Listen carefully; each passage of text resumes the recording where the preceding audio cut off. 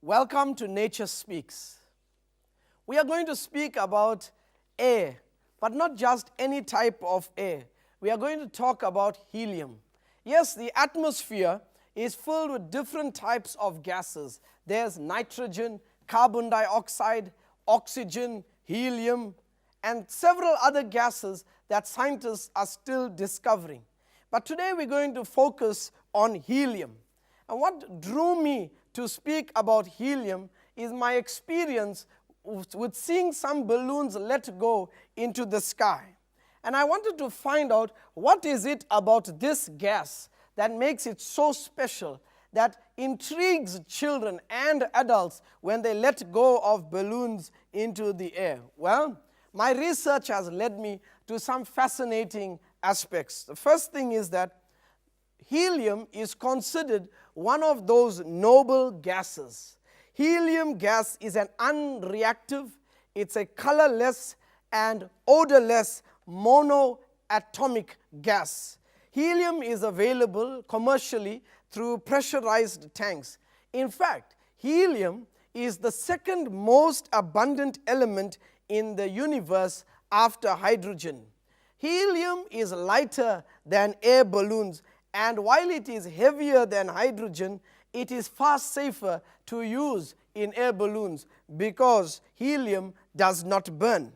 Speaking after breathing, an atmosphere rich in helium will result in a very squeaky voice.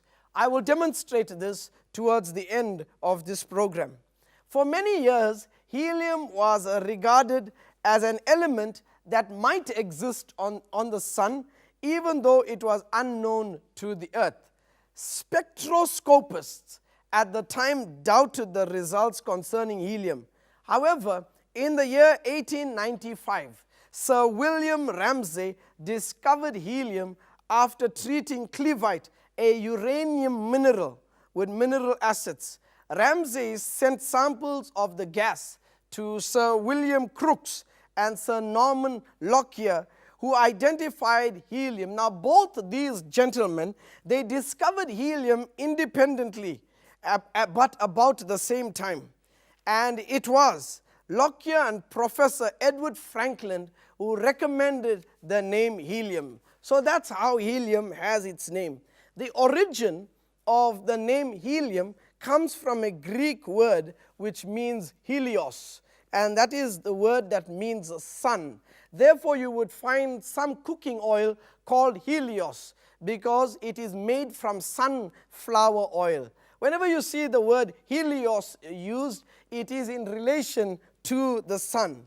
Helium, yes, is the second lightest element and the second most abundant in the observable universe.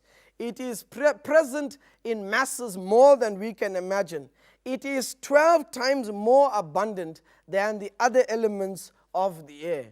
Helium is used for many, many purposes. In fact, because of its properties, its purposes are increasing as the days go by. And just to highlight a few reasons why it is used, follow me.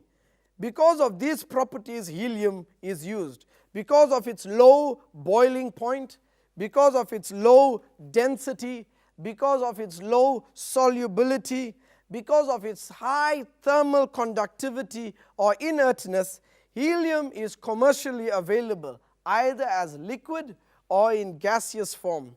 As a liquid, it can be supplied in tanks or containers.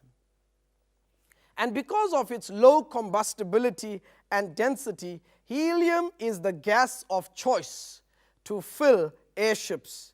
Because it is lighter than most gases, because it is lighter than air itself, lighter than airships, balloons and airships are inflated with helium so that they may rise for lift, while hydrogen And another amazing gas is approximately 7% more buoyant. Helium has the advantage over hydrogen because helium is non-flammable, in addition to it being fire retardant.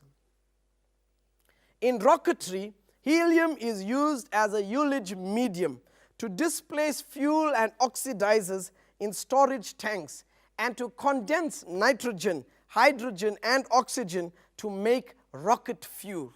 Helium is also used to purge fuel and oxidizer from ground support equipment prior to launch and to pre-cool liquid hydrogen in space vehicles. For example, in Saturn V booster used in the Apollo program, they needed 370,000 meters squared. That is 13 million cubic feet of helium just to launch. Yes, helium also has recreational and commercial value. Because of the property that allows it to be less than atmospheric air, it will change the pitch of a person's voice. As a result, people buy helium just to play around. Helium is bought for science experiments in school. It is used to fill the balloons. It is used just to play around.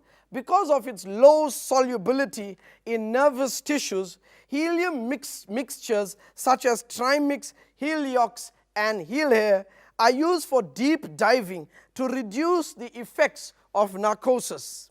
Did you know that because of the properties that helium has, it is used also to detect industrial leakage? One industrial application for helium is to detect leaks.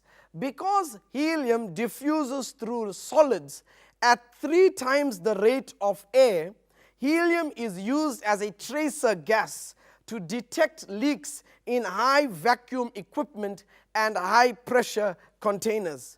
For its inertness and high thermal conductivity, neutron transparency, and because it does not form any radioactive isotopes under reactor conditions, helium is used as a heat transfer medium in some gas-cooled nuclear reactors. Helium is also used as a shielding gas in arc welding processes on materials that are easily contaminated by air.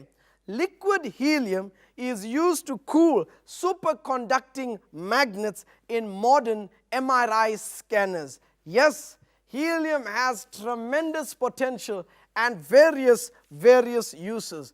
It also has scientific uses. The use of helium reduces the distorting effects of temperature variations in the space between the lenses of certain telescopes due to its extremely low index of refraction. When we get back, we'll spend a little more time discussing helium and what God wants us to learn from it.